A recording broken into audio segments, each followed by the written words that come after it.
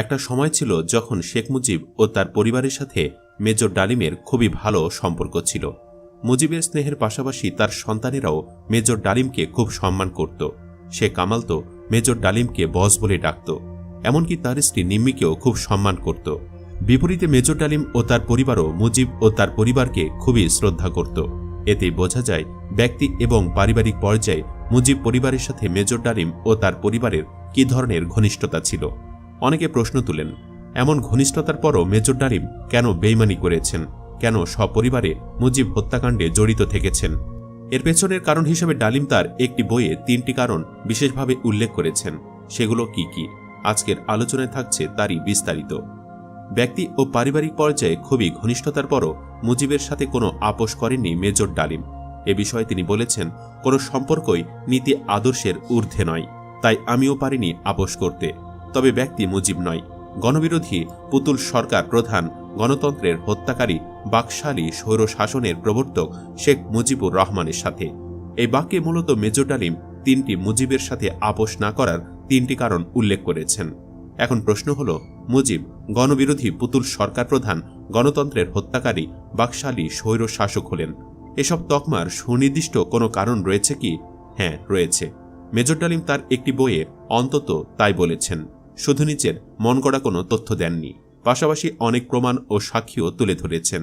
প্রথম যে বিষয়টি মেজর ডালিম বলেছেন, মুজিব ছিলেন গণবিরোধী পুতুল সরকার প্রধান। এর কারণ ছিল স্বাধীনতার পর মুজিবের অনুপস্থিতিতে যখন তাজউদ্দিন সরকার গঠিত হয়েছিল, তখন থেকে মুজিবের কিছু অনুসারী এর বিরোধিতা করতে থাকে এবং সর্বশেষ নানান কূটচাল করে ভারতের সহযোগিতায় মুজিব দেশে ফেরা মাত্রই তাকে সরকারে বসানো হয়। বিপরীতে তাজউদ্দিন সাহেবকে কোণঠাসা করে রাখা হয়। এই ডিসিশনের পেছনে জনগণ দূরে থাক বর্ষিয়ান নেতাদেরও কোনো সায় ছিল না, আর সেজন্যই মেজর ডালিম মুজিবকে গণবিরোধী সরকার বলেন। মুজিবের বিরুদ্ধে মেজর ডালিম দ্বিতীয় যে অভিযোগ এনেছেন তা হল গণতন্ত্রের হত্যাকারী। এ বিষয়ে জানা যায়, 1972 সালের 10ই এপ্রিল প্রথম জাতীয় সংসদ অধিবেশন অনুষ্ঠিত হয়। পরিতাপের বিষয়, ওই সংসদের সব সাংসদরাই ছিলেন পাকিস্তানের সংবিধান এবং জেনারেল ইয়াহিয়া খানের LFO এর আওতায় নির্বাচিত। মজলুম নেতা মাওলানা ভাসানী আওয়ামী লীগের সংবিধান গঠনের ক্ষমতাকে চ্যালেঞ্জ করে বলেন, বর্তমান সংসদ গঠিত হয়েছিল 1970 সালের LFO এর অধীনে সংগঠিত নির্বাচনের মাধ্যমে। জেনারেল ইয়াহিয়া খানের LFO মোতাবেক নির্বাচিত জাতীয় সংসদের দায়িত্ব ছিল পাকিস্তানের সংবিধান প্রণয়ন করা। আওয়ামী লীগ দল হিসাবে 6 দফার ভিত্তিতে জনগণের কাছ থেকে ভোট গ্রহণ করেছিল।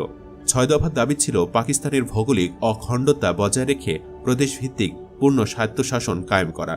অতএব স্বাধীন রাষ্ট্র বাংলাদেশের শাসনতন্ত্র প্রণয়নের কোনো বৈধ অধিকার তাদের নেই।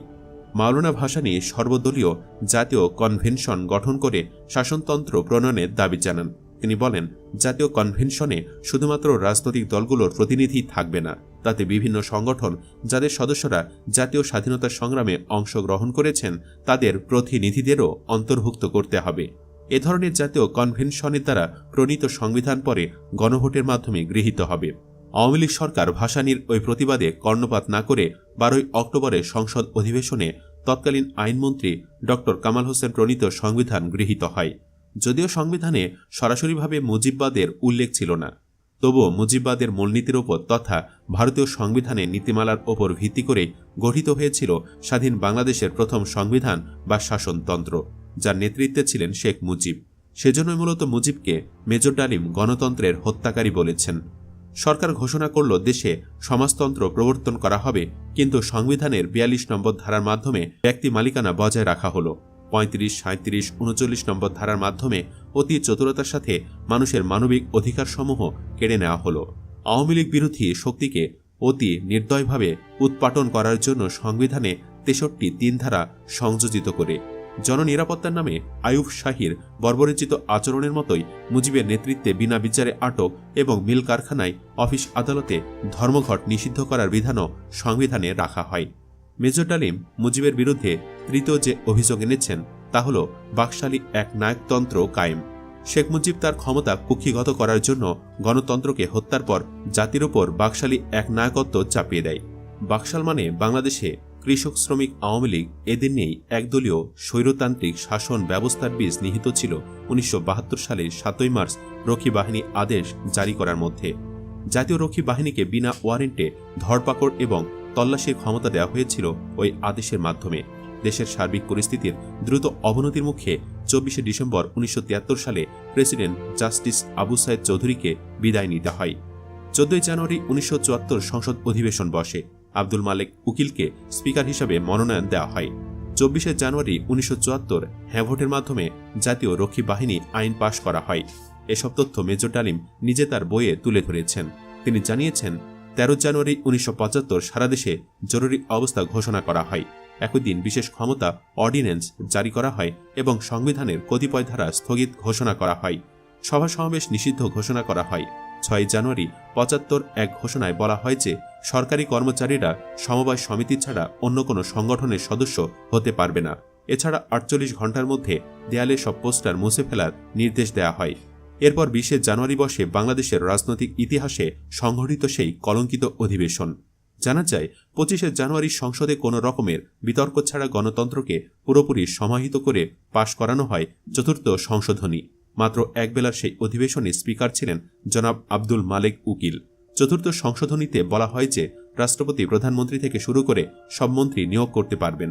প্রধানমন্ত্রী বা মন্ত্রীরা সংসদ সদস্য না হলে ভোট দিতে পারবেন না। প্রতিমন্ত্রী বা উপমন্ত্রী সংসদ সদস্য হবেন তেমন কোনো বাধ্যবাধকতা নেই। মন্ত্রী পরিষদ রাষ্ট্রপতিকে পরামর্শ দিতে পারেন, তবে রাষ্ট্রপতি তা কার্যকর করলেন কি করলেন না সে সংক্রান্ত ব্যাপারে আদালতে কোনো প্রশ্ন তোলা যাবে না।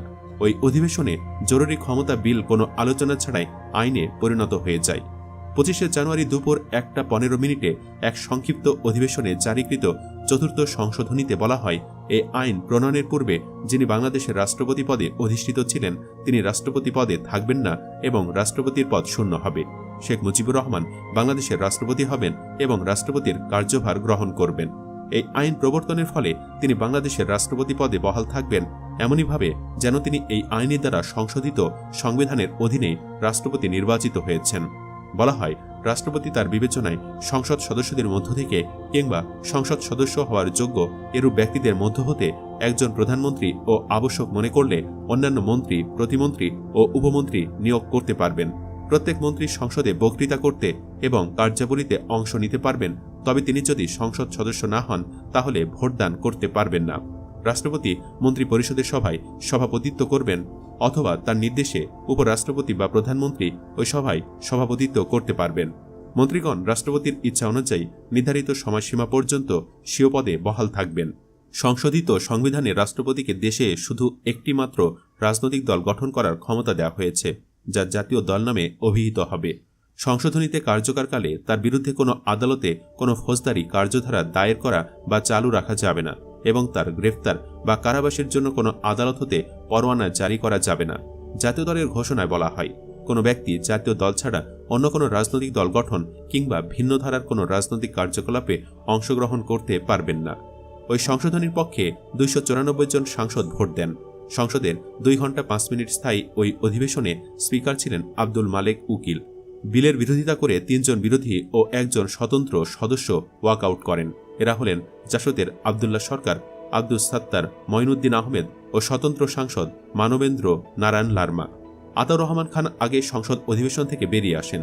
বিলটি উত্থাপন করা হলে আওয়ামী লীগের দলীয় চিফ হুইপ শাহ মোয়াজ্জেম হোসেন মৌলিক অধিকার স্থগিত রাখার প্রেক্ষিতে কোনো প্রস্তাব উত্থাপনের সুযোগ না দেবার আহ্বান জানান। এই পর্যায়ে বাংলাদেশ জাতীয় লীগের জনাব আতাউর রহমান খান বৈধতার প্রশ্ন উত্থাপন করে আলোচনার সুযোগ দানের জন্য স্পিকার জনাব মালেক উকিলকে অনুরোধ করেন, কিন্তু স্পিকার তা নাকচ করে দেন। পরে কণ্ঠভোটে চিফ হুইপের প্রস্তাব গৃহীত হয়। তারপর আইনমন্ত্রী মনোরঞ্জন ধর সংসদে জরুরি ক্ষমতা বিল 1975 পেশ করেন। চিফ হুইপ এক্ষেত্রেও মৌলিক অধিকার স্থগিতকরণ বিধি প্রয়োগ না করার আবেদন জানালে বিষয়টি কণ্ঠভোটে পাশ হয়। 24শে ফেব্রুয়ারি 75 রাষ্ট্রপতি শেখ মুজিব এক আদেশ বলে দেশে একটিমাত্র রাজনৈতিক দল বাংলাদেশ কৃষক শ্রমিক আওয়ামী লীগ বা বাকশাল গঠন করেন এবং নিজেকে দলীয় চেয়ারম্যান ঘোষণা করেন। ঘোষণার 3 নম্বর আদেশে বলা হয়, রাষ্ট্রপতি অন্য কোনো নির্দেশ না দেওয়া পর্যন্ত জাতীয় সংসদের অবলুপ্ত আওয়ামী লীগের দলীয় সকল সদস্য, মন্ত্রী পরিষদের সদস্যবৃন্দ, প্রতিমন্ত্রী ও উপমন্ত্রী সবাই বাংলাদেশ কৃষক শ্রমিক আওয়ামী লীগের মানে বাকশালী সদস্য বলে গণ্য হবেন। এ আদেশ অমান্য করে বাকশালে যোগদান না করার সিদ্ধান্ত গ্রহণ করে বঙ্গবীর জনাব ওসমানী ও ব্যারিস্টার মইনুল হোসেন তাদের সাংসদ পদে ইস্তফা দেন। তারা যখন বিরোধিতা করে পদত্যাগ করেন তখন সুযোগ সন্ধানীদের অনেকেই বাকশালে যোগদান করার জন্য লাইন দিয়েছিল। বাংলাদেশ কমিউনিস্ট পার্টির সাধারণ সম্পাদক মোহাম্মদ ফরহাদ ও মোজাফফর ন্যাপ শেখ মুজিবের এক দলীয় শাসন ব্যবস্থা প্রণয়নকে অভিনন্দন জানান। তথাকথিত জাতীয় দল গঠিত হওয়ার ফলে দেশের সব রাজনৈতিক দলের বিলুপ্তি ঘটে। আওয়ামী লীগ, মোজাফফর ন্যাপ এবং মনি সিং এর কমিউনিস্ট পার্টি সামগ্রিকভাবে বাকশালে যোগদান করেন। বাকশাল গঠন করার আগে শেখ মুজিব কোনো পদ্ধতি অনুসরণ করেননি। সংসদীয় দলের মিটিংয়ে অনেকে বাকশাল গঠনের বিরুদ্ধে বক্তব্য রেখেছিলেন। দ্বিতীয় দিনের অধিবেশনে জনাব নুরে আলম সিদ্দিকী 55 মিনিট বক্তৃতা করেন। তার জানাময়ী বক্তৃতায় শেখ মুজিব প্রমাদ গুনেছিলেন। তার কারণ, এ বক্তৃতাকে সংসদ সদস্যদের বৃহৎ অংশ ঘন ঘন করতালির মাধ্যমে সমর্থন জানান। এই বক্তৃতার পর অধিবেশন মুলতবি ঘোষণা করা হয়। পরদিন জনাব মিজানুর রহমান চৌধুরী এবং জনাব শামসুল হকও বক্তৃতা করার অনুমতি চান, কিন্তু তাদের সে অনুমতি না দিয়ে জনাব শেখ মুজিব গম্ভীর স্বরে সবাইকে বলেন, আর বক্তৃতা নয়, তোমরা আমারে চাও কিনা সে কথাই শুনতে চাই। সবাই তার এ ধরনের বক্তব্যে স্তম্ভিত হয়ে গিয়েছিলেন। কথা ছিল সব সদস্যকেই এ প্রস্তাবের উপর বক্তব্য রাখার সুযোগ দেওয়া হবে। তিনি আবার বললেন, বলো আমারে চাও কিনা। এরপর তার বিরোধিতা করার সাহস আর কারো হল না। কিন্তু বঙ্গবীর জেনারেল ওসমানী এরপরও তার বক্তৃতা নির্ভয়ে বলেন, আমরা ইয়াহিয়া খানকে সরিয়ে মুজিব খানকে চাই না। পরে বাকশালের কারণে গোটা দেশ ও এ জাতি কতটা ক্ষতিগ্রস্ত হয়েছিল সেটা কারো অজানা নয়। মূলত এসব কারণেই ব্যক্তি ও পারিবারিক দিক থেকে মুজিবের সাথে ঘনিষ্ঠতার পরও তার বিপক্ষে দাঁড়ান মেজর ডালিম। তিনি জানান, সেনা পরিষদের নেতাদের সাথে অনেক আওয়ামী লীগ নেতা ও কর্মী নিয়মিত যোগাযোগ রক্ষা করতেন। শীর্ষস্থানীয় অনেক নেতাই মুজিবের শাসন পদ্ধতিতে হতাশ এবং বিমর্ষ হয়ে পড়েছিলেন। শাসন কার্যে ব্যর্থতা এবং গণবিচ্ছিন্নতার জন্য তারা যুব নেতাদেরকে দায়ী করতেন। কিন্তু ওই সমস্ত যুব নেতাদের দাপটের মুখে মনোভাব প্রকাশ করার সুযোগ কিংবা সাহস কোনোটা তাদের ছিল না। এসব কারণে হয়তো সপরিবার হত্যার পরও মুজিবের জন্য কাউকে কাঁদতে শোনা যায়নি। উল্টো শহরে নাকি মিষ্টি বিতরণ হয়েছিল। তো দর্শক, সব মিলে মুজিবের প্রতি মেজর ডালিমের ক্ষোভকে কি আপনি স্বাভাবিকভাবেই দেখছেন নাকি বেইমানি হিসেবে? কমেন্টে জানাতে ভুলবেন না আপনার মূল্যবান মতামত। আর অবশ্যই ভিডিওটি লাইক, শেয়ার ও আমাদের চ্যানেলটি সাবস্ক্রাইব করুন। ধন্যবাদ।